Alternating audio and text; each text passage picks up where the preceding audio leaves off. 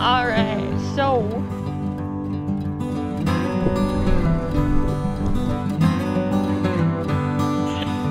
we did it, Dad. We did. Give me a fist bump.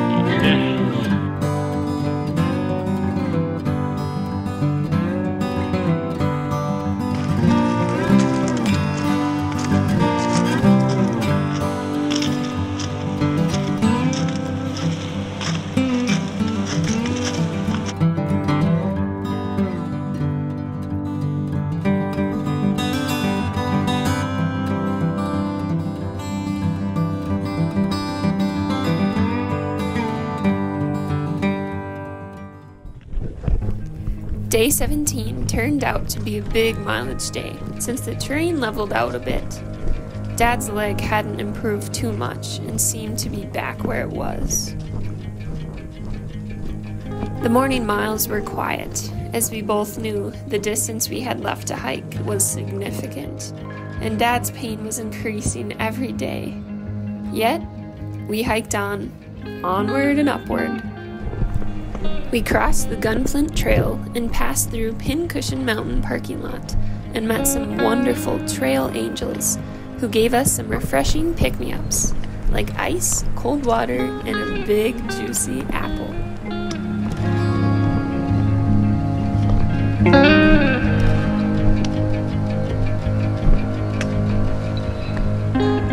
Lot of steps.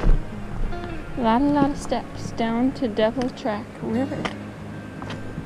Holy crap, they're still going. We went up these last time, so now we get to try going down them, which is sketch, must admit, but we're really close to our campsite. We figured we're gonna be going about 16 miles by the time we get there, so that's pretty good. Pretty dang good.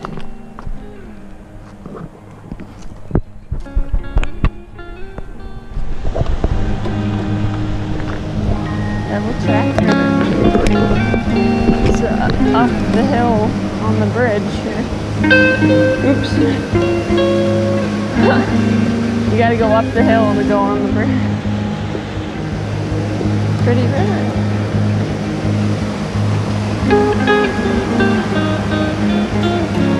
Cool. Devil Track River.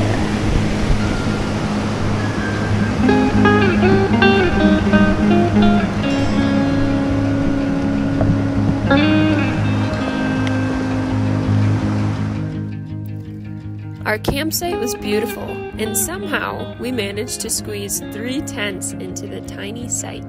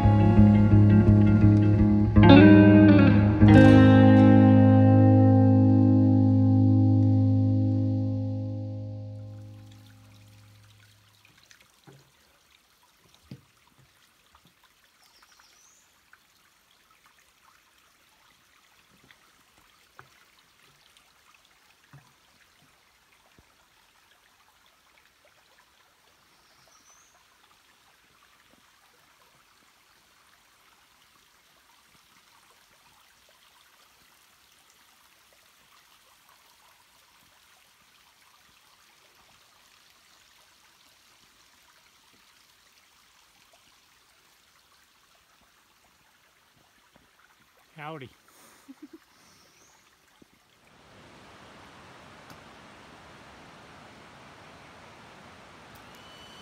On day 18, we hiked across a diverse range of terrain. First, we climbed out of the Devil Track Gorge into one of my favorite spots on the trail, Wildflower Hill. Cool.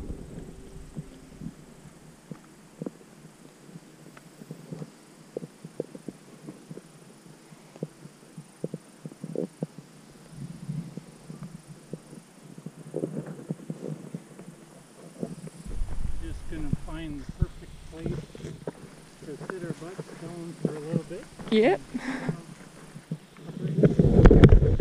Yeah. Very open. See the big lake where Cool. probably be camping. Yeah. All kinds of flowers here.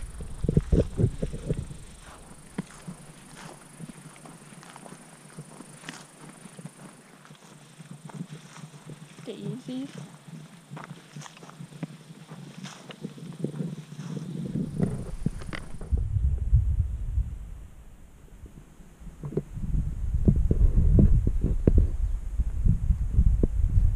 Hiking. I don't like either the word or the thing. People ought to saunter in the mountains, not hike. Do you know the origin of that word saunter? It's a beautiful word.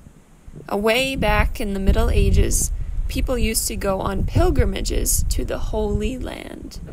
And when people in the villages through which they passed asked where they were going, they would reply, "A la Santerre," to the Holy Land. And so, they became known as Santerrers, or Saunterers. Now, these mountains are our Holy Land, and we ought to saunter through them reverently, not hike through them. This is a quote by John Muir.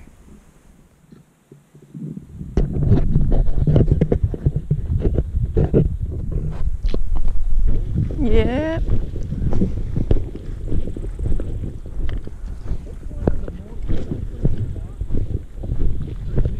I would, yeah. I think it definitely is. Because you know, Spruce roots. Gotta love them.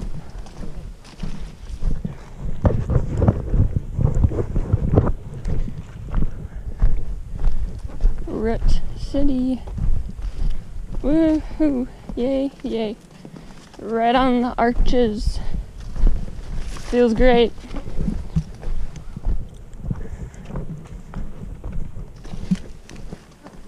Nice.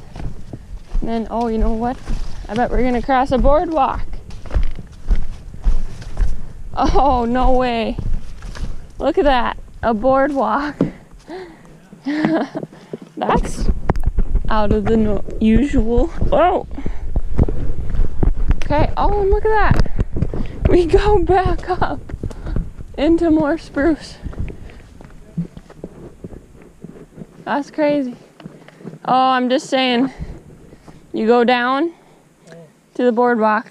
yeah, and then you go back up to the road. Yep. We hiked through spruce forest that led down to a small creek with a boardwalk, then straight back up to continue this repetitive cycle that seemed to last forever.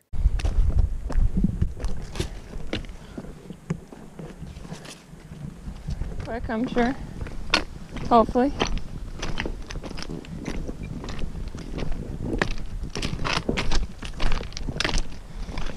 The fields of wildflowers and the bare, rocky hilltops gave us the sense that we were in the mountains. Oh, big rock. We really experienced the diversity of this trail. Neat. There were times we sank into mud past our knees, enjoyed the refreshing shade of the old-growth maple forest, and were touched by the magic that the dense spruce and cedar forest possessed. This old bridge.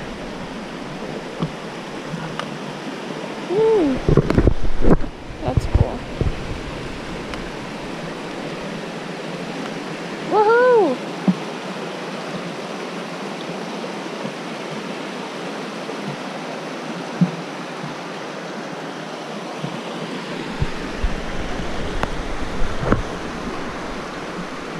Sweet, Dad. It's cool. Yeah, it seems sketchy though to get going. Yeah.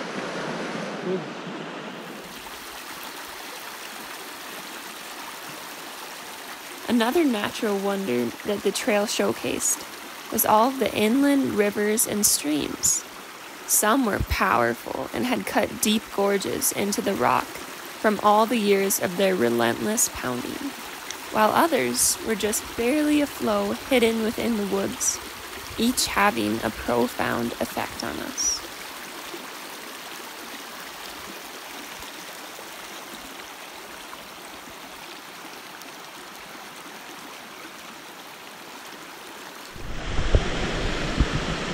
Cadence River. Awesomeness. So many pretty waterfalls. Wow. Whoa. Whoa.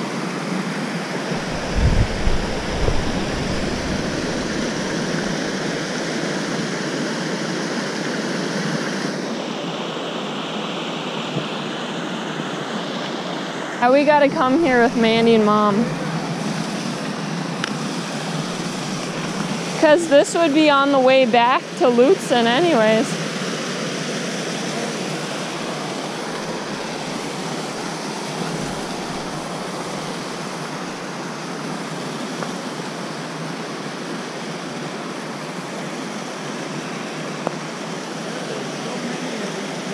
Yeah.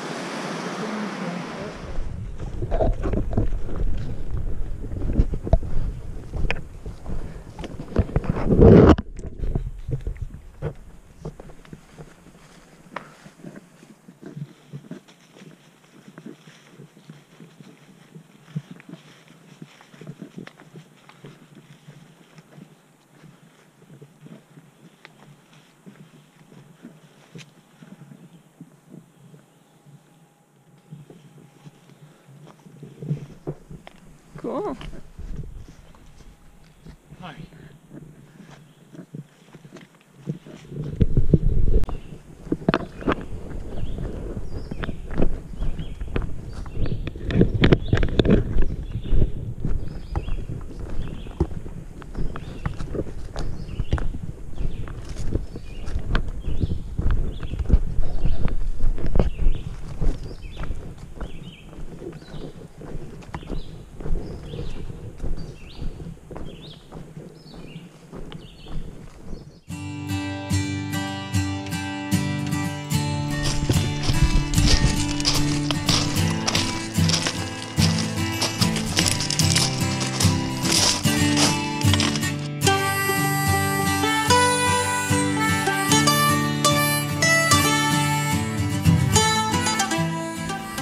We had finally made it to the shores of Lake Superior, the Gitche Gumee. Her power and beauty always leave me in awe, and camping right on her shores was a highlight of the trip.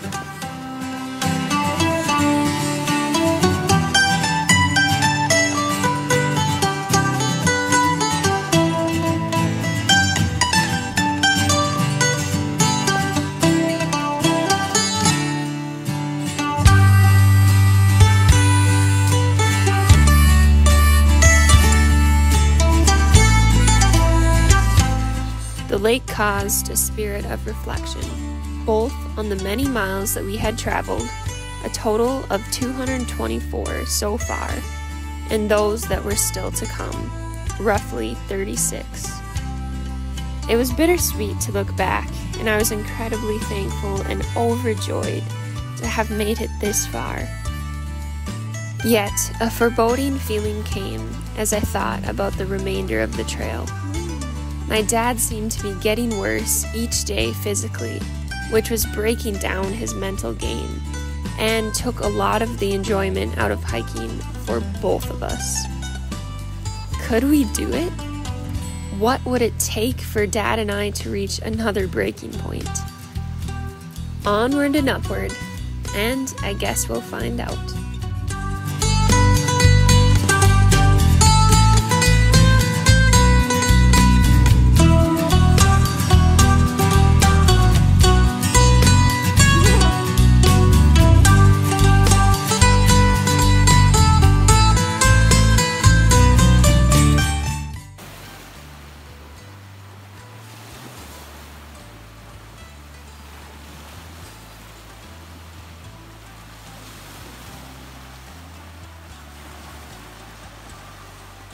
Good morning from Lake Superior. Pretty sweet campsite. Really special that we got to stay here.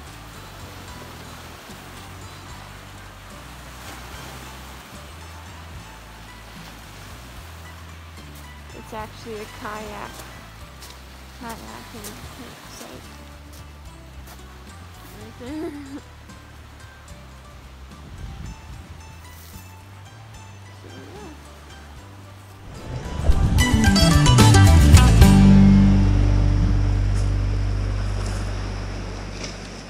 Well, goodbye.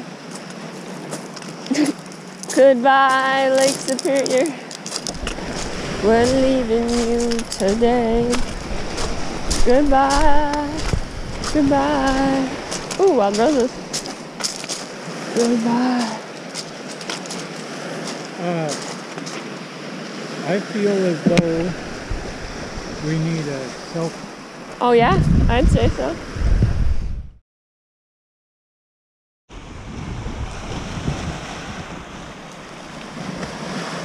I didn't expect the challenges we would soon face on day 19 as we awoke to the beautiful sight of Lake Superior's glistening waters. It truly was the calm before the storm.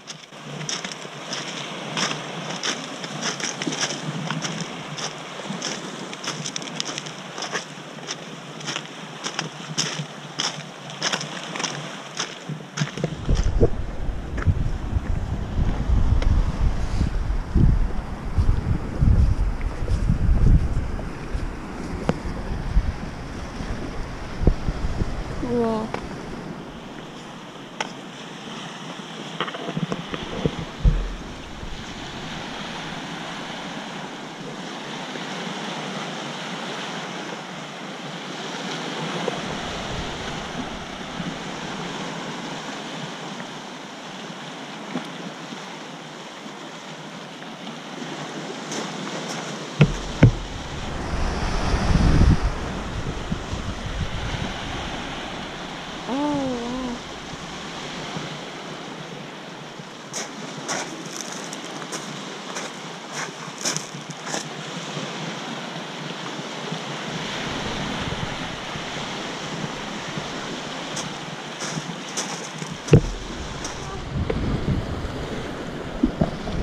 That's sweet.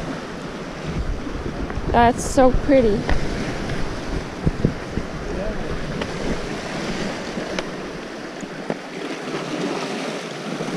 Whoa.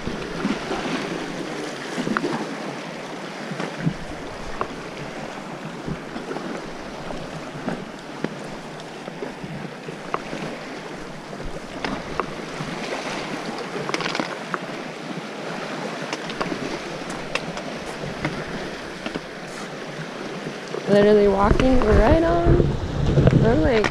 So cool.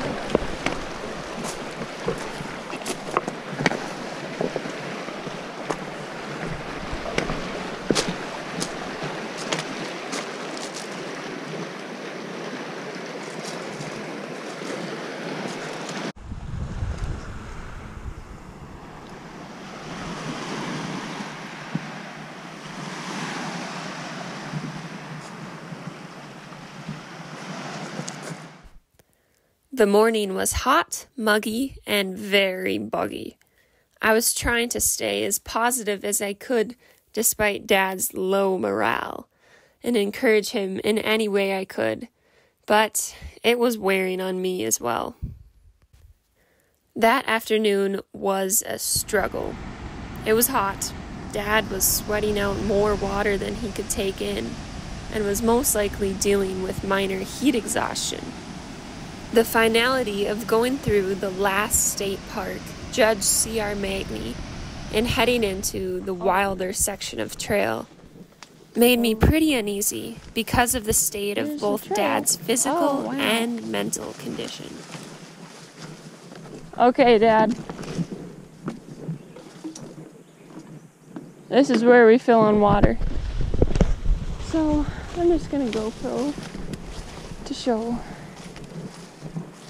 how sketch city it is right now. going through the wilderness part of the trip, and a storm is coming, and it looks like it's night right now, but it's 4:38. So yeah, and the wind is picking up, so I'm pretty dang scared right now. I just want to make it to this stupid campsite. I don't want to die tonight. Just want to set up the tent and eat some food. And I don't want to die. I just want to get to camp at least tonight. Oh, holy crap. Oh, I'm so scared. I just want to be at home.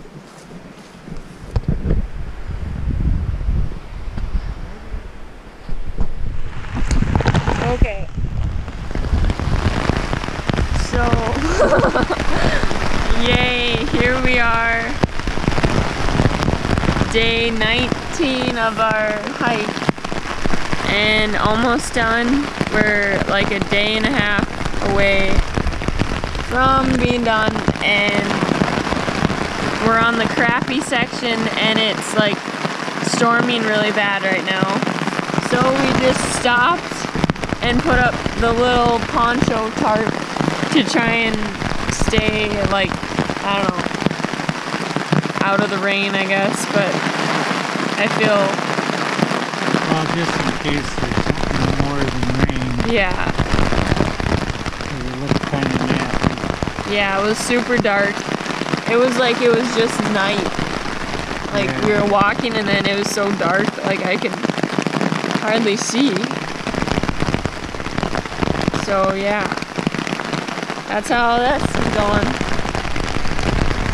And there's out there, raining. Yep. So we're really out in the wilderness now. Yay. We're doing it. Jeez. Are you cold? I am a little, yeah.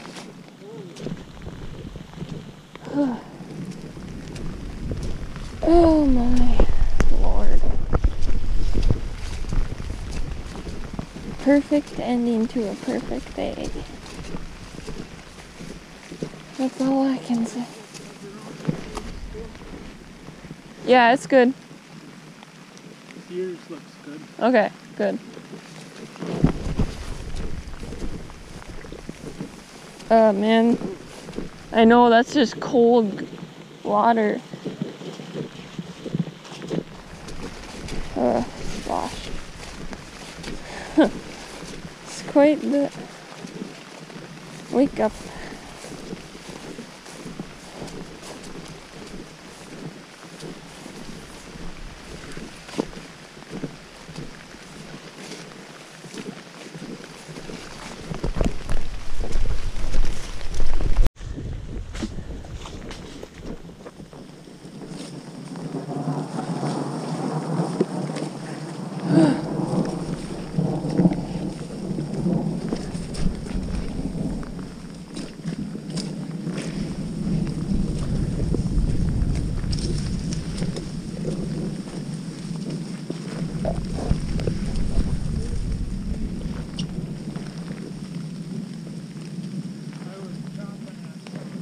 Oh yeah.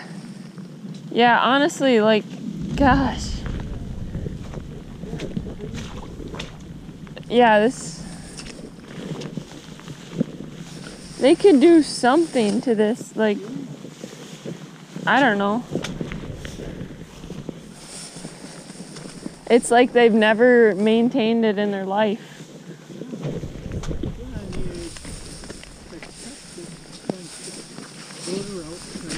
Yeah.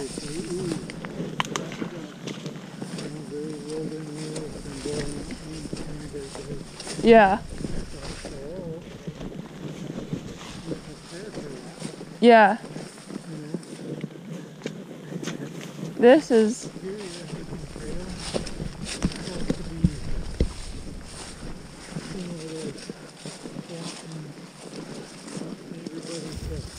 The Hazel campsite was Yeah. the culmination of all bad feelings and emotions. Everything was getting to us. The mosquitoes that were out of this world, the big rainstorm, Dad's pain, and the overall weariness that we felt from being on the trail for almost 3 weeks now.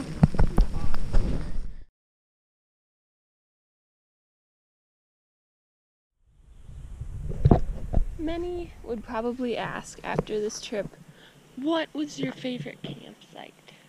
And you know what? Man, after last night, I'd have to tell them the Hazel campsite was my absolute favorite. If you want to know why, you see, you can't do anything without wearing these head nets. Because the mosquitoes, as you can maybe see in this video, will absolutely eat you alive. And, you know, I've really enjoyed that over the course of our stay here at Hazel. And I just want to show you a little bit of the scenery that we get to deal with here. It's beautiful, really. You can't get it anywhere else but at Hazel campsite. So here you can see the brush. I mean, I don't know. It's pretty beautiful. These brushy maple trees, and oh, look at this. This is what makes the campsite great. Beaked hazel, the plant that it was named after. Wow. Pretty beautiful. And, you know, it was just a wonderful stay here. I'll just walk on this path that it's kind of hard to see, but I'll walk here to show you our lovely latrine back there. Oh, and here's the sign. Hazel, that is also overgrown and hardly able to be seen. And down there somewhere is the path that we'll take. So that's why I love the campsite Hazel. Don't you, Dad? Everything's so wet. We're gonna be wet. And we are wet right now, so big hairy deal.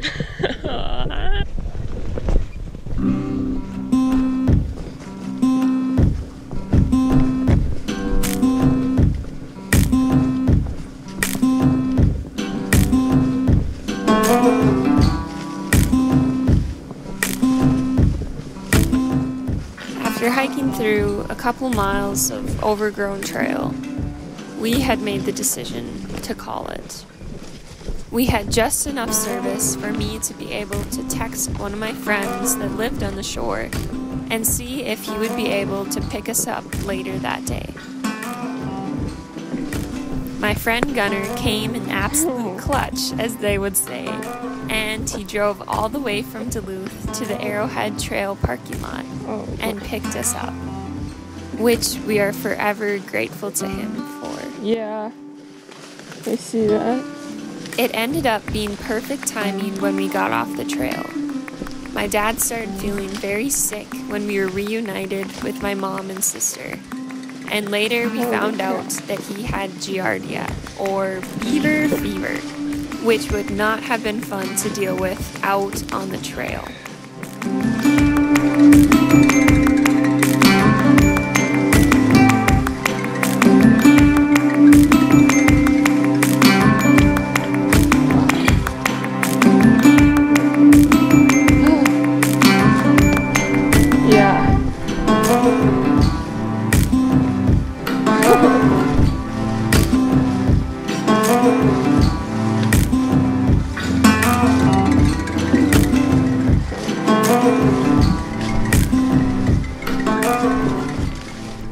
Daring to spend an extended period of time living out of a backpack taught my dad and me a lot about each other, the land, the trail, people, and all of our surroundings. We came into the hike with expectations of making it to Canada, but because of injury and illness, we had to end our journey just 15 miles shy of the border. We decided that we did not want to finish our hike in misery and dread to get it over with, but rather later on with my family and when we were excited about hiking again.